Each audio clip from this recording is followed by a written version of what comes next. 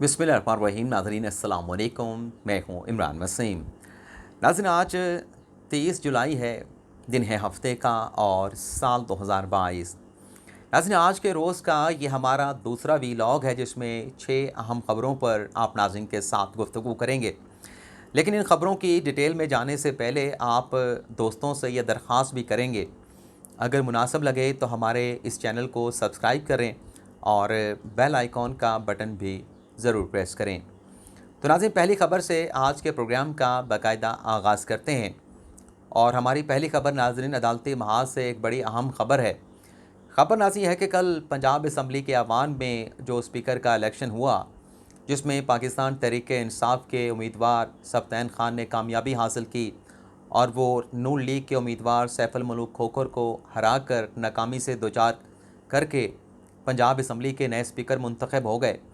ये जो नाज़रीन कल पंजाब असम्बली में इलेक्शन हुआ स्पीकर का,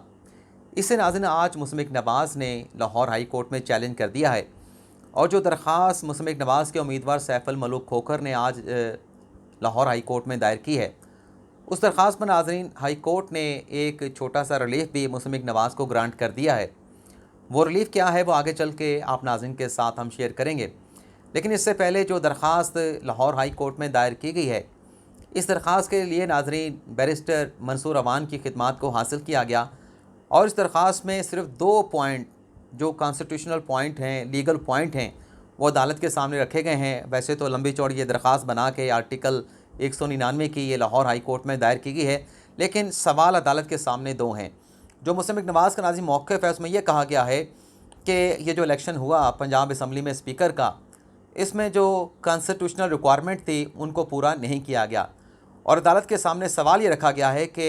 जो कॉन्स्टिट्यूशन है वो ये कहता है कि जो स्पीकर का इलेक्शन होना है वो खुफिया राय शुमारी के ज़रिए होना है, लेकिन जो पंजाब असम्बली में ये इलेक्शन करवाया गया उसके लिए जो बैलेट पेपर तैयार किए गए, जो काउंटर फाइल तैयार किए गए, उस पर सीरियल नंबर लगा हुआ था और मुस्लिम नवाज़ के जो कैंडिडेट हैं सैफुल मलूक और उनके वकील का ये कहना है कि बैलेट पेपर और काउंटर फाइल पे सीरियल नंबर दर्ज करके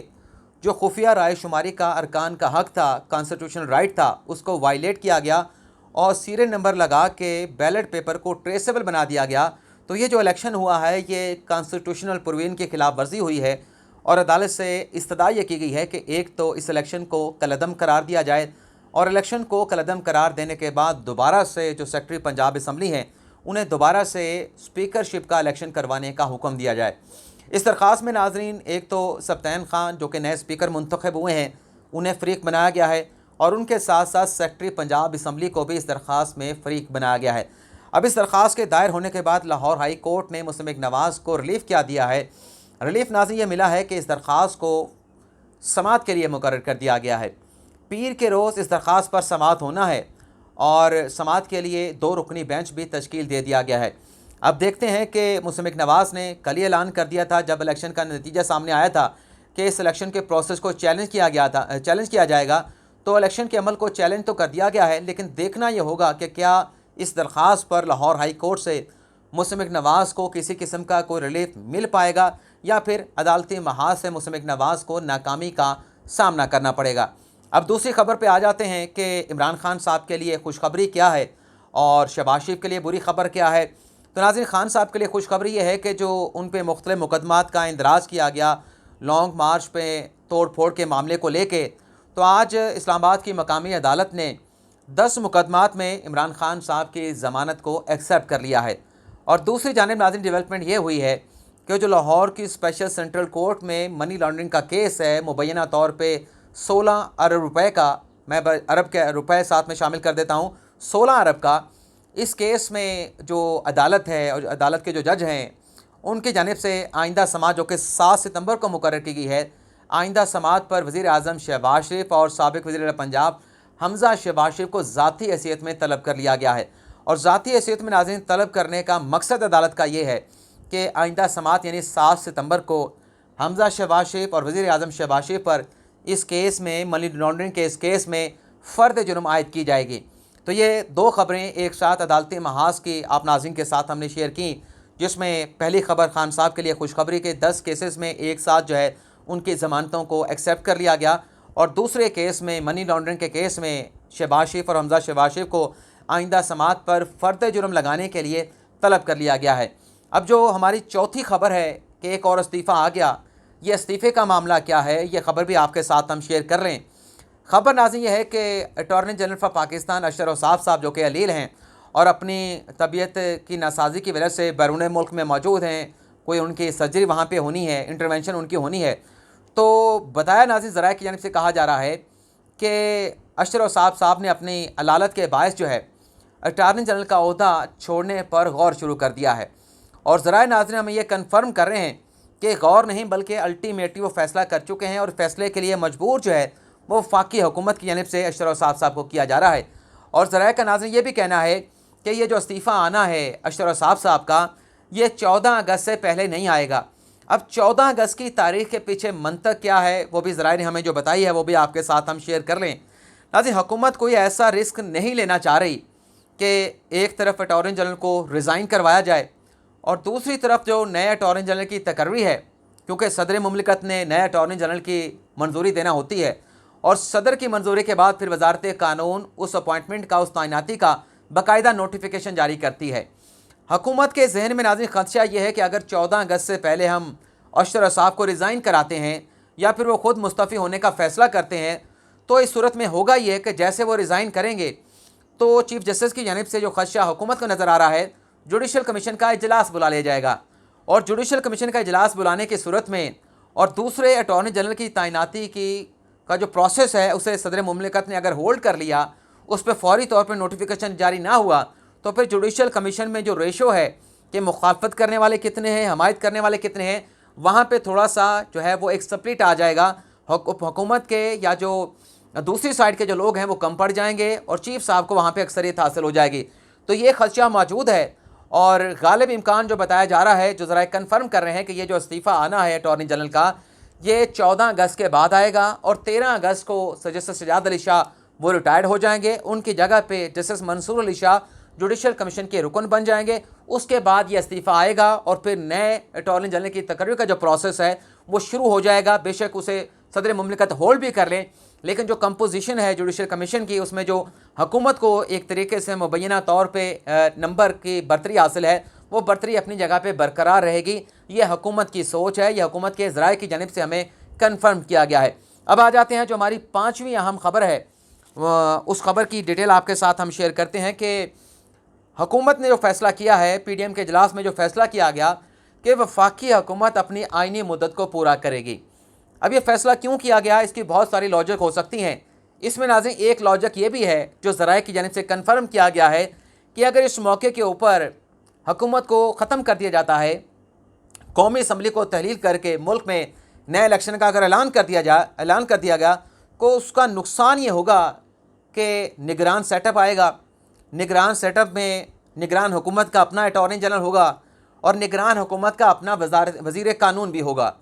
तो ये खदशा, इसको भी एवेलुएट किया गया PDM के इजलास में। अगर फौरी तौर पे हुकूमत को तहलील कर देते हैं तो जुडिशल कमीशन के इजलास में जब निगरान अटॉर्नी जनरल जाएगा, निगरान वज़ीर कानून जाएगा,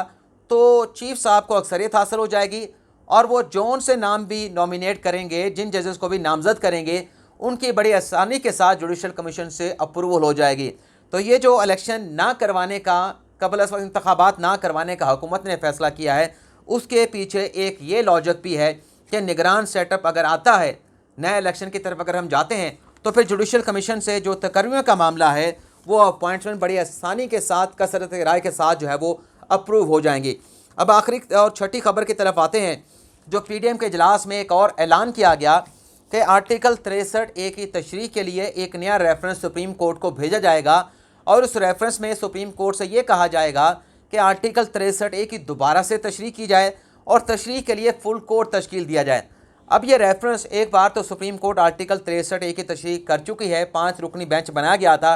3 जजेस ने कहा कि जो वोट है मुनर्रफ रुकन का वो गिनती में शुमार नहीं होगा। 2 जज साहबान ने कहा कि वोट गिनती में शुमार होगा, लेकिन उसके नतीजे में जो पेनल्टी होगी वो ये होगी कि जो रुकन इनराफ करेगा, वोट डालेगा पार्टी पर डायरेक्शन से हट के, वो अपनी सीट से डी-सीट हो जाएगा।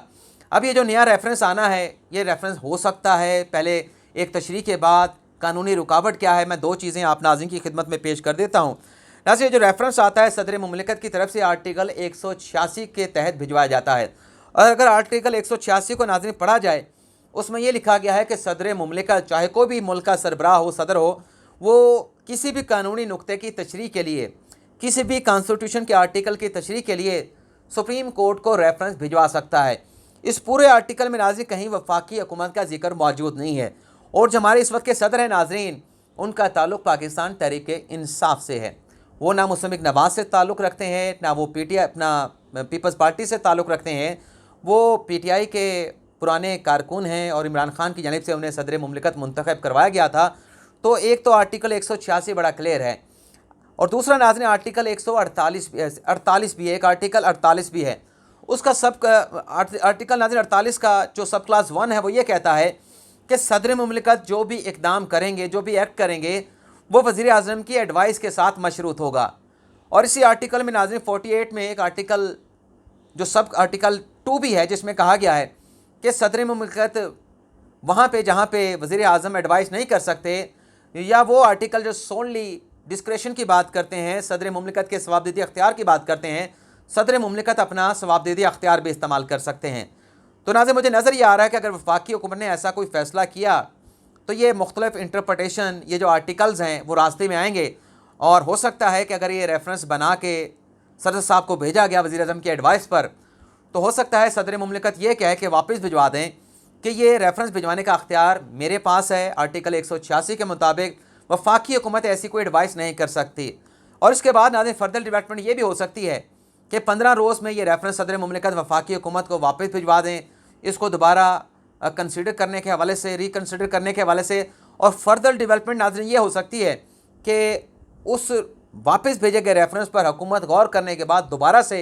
उस रेफरेंस को सदर मुमलिकत को भेजे और कहे कि आर्टिकल 48 के सब क्लॉज 1 के तहत आप प्राइम मिनिस्टर की जो एडवाइस है उस पर एक्ट करने के, उस पर अमल करने के पाबंद हैं। लिहाजा ये रेफरेंस है, और इस रेफरेंस में सुप्रीम कोर्ट से कहा गया है कि आर्टिकल 63 की दोबारा से तशरीह करें। पहली तशरीह नामुकम्मल है, नाक़िस है, और अब फुल कोड बना के आर्टिकल 63 की दोबारा से तशरीह की जाए तो हो सकता है कि दोबारा से ये मामला सदर मुमलिकत को भेजा जाए। और अगर दोबारा ये मामला भेजा गया तो सदर मुमलिकत 10 रोज़ के अंदर वो रेफरेंस सुप्रीम कोर्ट को भिजवाने के पाबंद होंगे। अगर तो नाज़रीन सुप्रीम कोर्ट में ये रेफरेंस ना आया, क्योंकि ऐलान तो किया गया है, क्या ये रेफरेंस भेजा जाता है, नहीं भेजा जाता। अगर नहीं भेजा गया फिर तो मामला ही ख़त्म। लेकिन अगर रेफरेंस भेजा जाता है तो फिर सुप्रीम कोर्ट में क्या सूरत हाल होगी। अगर नाज़रीन 13 अगस्त से पहले रेफरेंस आ जाता है तो सुप्रीम कोर्ट में जजेस की तादाद 13 होगी।